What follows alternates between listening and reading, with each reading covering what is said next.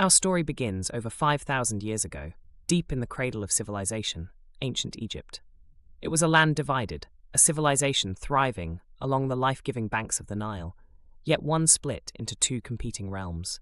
The north, known as Lower Egypt, with its papyrus-rich delta, and the south, Upper Egypt, dominated by the great cataracts of the Nile and its more arid surroundings.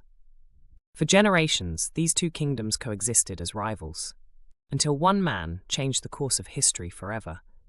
That man was King Menes, also known as Narmer, a name that echoes across the ages as a figure both legendary and revolutionary.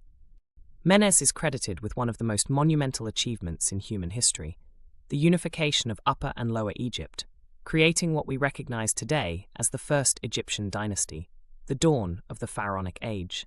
But who was Menes? Historically, there's some debate about whether he and Narmer were separate figures or two different names for the same king. What we do know for certain is that his legacy begins around 3100 BCE, during Egypt's pre-dynastic period, when the idea of a unified state was still a distant dream. The Narmer palette, one of the most significant archaeological discoveries in Egyptian history, gives us a visual tale of his rise to power.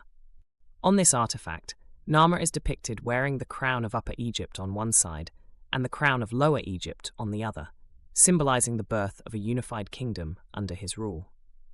Let's dive deeper into Menes's remarkable conquest of Lower Egypt. Ancient accounts portray him as a strategist and a warrior, a king who understood the necessity of military force, but also the importance of diplomacy. To unite these two regions, he likely embarked on a series of military campaigns. The surviving imagery on the Narmer palette shows a triumphant pharaoh smiting his enemies with a mace, towering over them as a symbol of divine power and authority. This scene marks not just a physical conquest, but also the birth of divine kingship in Egypt. Menes claimed to rule not just by right of power, but as a living god, ordained by the divine to maintain order, or ma'at, in the land. But Menes' accomplishments didn't end on the battlefield. Once the north and south were united, he faced an equally daunting task, governing this vast, diverse, and newly formed kingdom. Menes knew that physical conquest alone couldn't sustain unification. He needed a new administrative structure, a centralized system to consolidate his power. And so he founded Memphis, a city strategically located at the junction of Upper and Lower Egypt along the Nile. Memphis became the first capital of unified Egypt, a political and cultural center that would remain significant for millennia to come.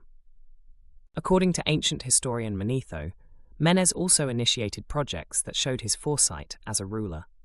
For example, he's often credited with creating one of the earliest flood control systems to tame the unpredictable Nile, ensuring fertile lands for farming. While some of these accounts verge on the mythical, they highlight Menes's reputation as a forward-thinking builder and administrator. Through these efforts, he laid the foundations for Egypt's incredible agricultural abundance, enabling his kingdom to thrive for centuries. Politically, uniting Upper and Lower Egypt wasn't just a matter of merging territories, it was also about establishing a shared identity. Menes introduced new symbols of unity, such as the double crown, which combined the white crown of Upper Egypt and the red crown of Lower Egypt. This crown became one of the most enduring symbols of the pharaoh's authority, emphasizing that the ruler's legitimacy came from governing both parts of the kingdom. But Menes's legacy goes beyond politics and military strategy. His reign marked the formal beginning of the Egyptian dynastic period, which would span over 30 dynasties and nearly 3,000 years of rule. It's hard to overstate the significance of this achievement. Menes transformed Egypt from a fragmented land into one of the most enduring and influential civilizations in human history. And while the details of his life remain shrouded in myth, his impact is unmistakable. Ancient texts describe him as the first in a long line of god-kings. Some say he ruled for over 60 years, an era of prosperity and stability.